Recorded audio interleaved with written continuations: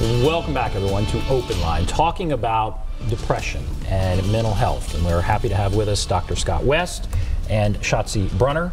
They are both with New Way Now. Schatzie is the founder. Dr. West is the president. And that's an organization that just wants to encourage people to talk about depression more, especially in rural areas. Yes. Is that right? It's a normal part of life. A normal part of life. We have with us on the phone several people now. Let's go to the phones. Let's go to Wayne. Hello, Wayne. Yes, good evening. I appreciate the time. Yes, sir. Go right ahead. What's on your mind? Well, you pushed my button on this subject. When the lady said that friends and family said, you know, I just can't put my finger on it. That's what my mother kept saying through my childhood. There's something wrong, but we just can't figure it out. And then the lady said, sometimes you feel like you're in a shell. I said, it's almost like you feel like you've seen everything, and you wonder, is this all there is to it? In other words, you know, what have I got to look forward to, and what is my purpose? And then you say, okay, I'm thinking about this too much, and now I'm worried, and now I'm getting anxious. And then you look around, you see other people, they say, well, I just can't put my finger on it, but I hope it gets better. And that's what I've been going through. I've been through a spectrum of medications, but what I found that works is, number one, don't think too much, and number two, have something to look forward to. And that's what gets me through every day. Fascinating. And you're better now, you feel like, or it's still a struggle? Well, I'm on my feet, and I have a good foundation, but I have so many expectations. I want to get back what I had before, but I'm 64 years old, and I'm saying, can I do it? And if I can do it, when? So it's like all these expectations, they don't create the depression. It's gone from depression to anxiety. And I can work with anxiety. Okay. All right, good. I appreciate you sharing that. And all right, what do you all think about what you hear there? So often people are unable to figure out exactly what they're talking about or what they're feeling. And it does help to talk to other people, hopefully with some support. But sometimes there is a role for finding that professional to talk to. And everybody's going to have their own way of coping and dealing with it. There's not a one-size-fits-all method of treating depression. So you want to look at ways to cope with the here and now, make plans for the future, deal with symptoms, solve the problems when you can, or find out ways to manage it if it's not something you can solve. And what do you think about what you heard? Well, one of the things when someone is in the position as this gentleman just described, you may think, oh, well, I can't get mental health help, it's too expensive. Well, that's not necessarily true. New Way Now's website, you can take what is called, it's a questionnaire. And once you answer a few questions, then you can find out, you add up the numbers for your responses, and then you can actually see that you are not very depressed or not depressed at all, or you're in trouble, you need to see someone now. And so we put that on our website so people actually had information to look at and say, okay, it's not just in my head. And he said, I'm interested in this, what Wayne said. He said he'd been through a bunch of medications, and he didn't say if he was on one now, but he'd been through a bunch of medications, but what works, he said, what works, I guess, best for him is having something to look forward to and not thinking too much. Mm-hmm. It's that hope piece again. Right. You have to have that as part of every day to some degree.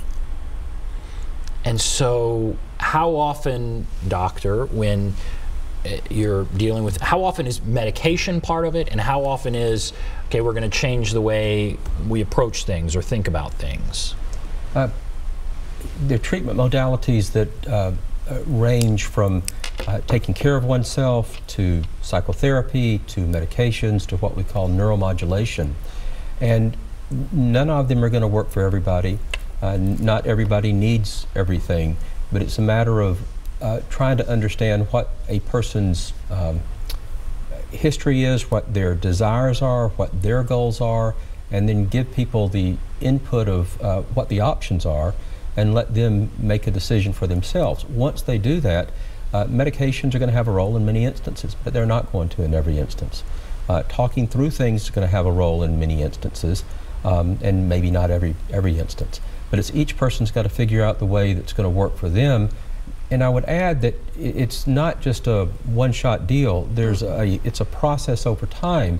So while somebody might have gotten to a point of, okay, I'm better now, down the road things might change. They might see things in a different way. So it's a good idea to look at things with fresh eyes periodically. Okay. All right, let's go to Shirley. Hello, Shirley.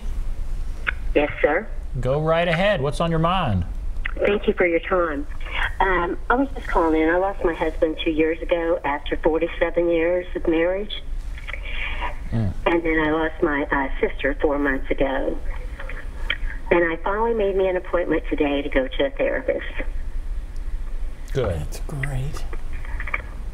Well, And I just, I try to walk with God, pray every day, and just keep my faith. well, Shirley, good grief. You've been through it. Thank you for sharing that. And do you want to ask anything else? No, I was just wanting to share. I'm so glad. There's hope out there. Yeah, I'm so glad you shared that. Good for you. Yeah, so she's had major trauma here, and that maybe has brought this on. I guess what do you say to what you heard there? Well, you can't say cause and effect every time because it gets much more subtle than that. But the fact that this lady is taking action and taking care of herself is a big, big step. And it may not happen overnight, and it may be a process, as Dr. West said, that takes time, but she's done the most important thing. She's worth it, and so she's doing something about it. She's had this terrible trauma. Her husband has died. I believe her sister has died. It would be normal to be depressed, right? I mean, here, this is not some sudden onset thing. When people are encountering that kind of trauma, how is it different, if at all, than I guess what you experienced, where it's just kind of came on, you were diagnosed in your 20s? What about that kind of trauma? The snapshot of it looks the same. Grief is difficult. The snapshot of someone in the midst of grief is going to look like somebody who has severe depression. Grief and bereavement usually is a process that does get better over time. Not to say that you get all okay with everything, but the feelings do improve. There are times that it is that catalyst where depression becomes part of one's life. And that oftentimes requires talking to that person who's trained to take a look at it to help somebody understand this is grief and you need to continue working through your grief as opposed to being treated for a depressive syndrome. Okay. All right. Very good. Let's go to Walter. Hello, Walter. Walter, are you there? Yes, I'm here. Go right ahead. What's on your mind? I went untreated for depression for many, many years. And finally, when I did reach out and get help, I was at a point in my life to a nervous breakdown. Because a lot of people don't get the help they need right away, and something tragic happens. And what I'm getting at, my parents died maybe 5 years ago. My father and mother both are deceased. And I'm dealing with this depression now because back then when they died, I didn't deal with it.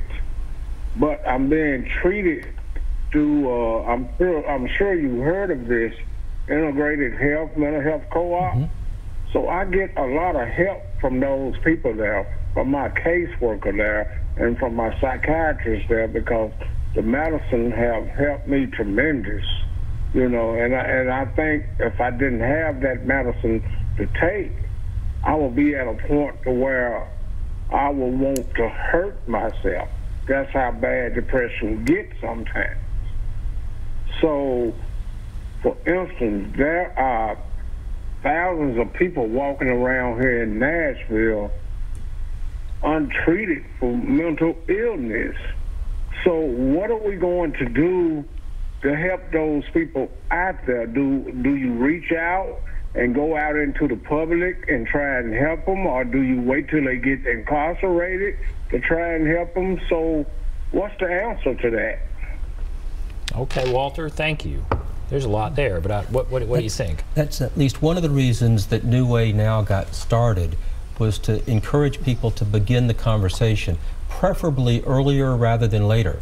Think what could happen if people did not have to go through years of the same type of pain, in terms of what they would be able to accomplish in their personal goals, their relationships, etc. And so we want to encourage people to reach out so that they can get the help that they need. There's the big question there of what can we do about problems that are very large, and how do we help people? We can't go out and kind of fix all the problems, but what we can do is encourage people to bring it up with other people. If it doesn't work the first time, talk to somebody else. There are a lot of gaps in the system. I don't want to suggest that everything's a-okay once you start talking about it, but we've got to start talking about it to begin getting the help you need. What do you think about what you heard there? I think he's a very wise man. I was interested in his remark about going to a mental co-op. Can you tell us more about that? It's an organization in Nashville. I'm not sure how many years it's been around. I remember when it got started, but can't remember exactly when it was. As I understand it, was started to help some of the people that are not able to get assistance other places. It's kind of grown and evolved to be something that provides a spectrum of services and helps a tremendous number of people in Nashville. Is it out in rural areas as well, do you know? Not to my knowledge. Okay, it's not. And I guess, what are the symptoms? I mean, what are the symptoms if you see it in a loved one, or what are the symptoms if you see it in yourself?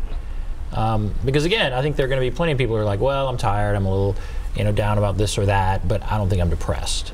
The things to really look for, we call them vegetative symptoms.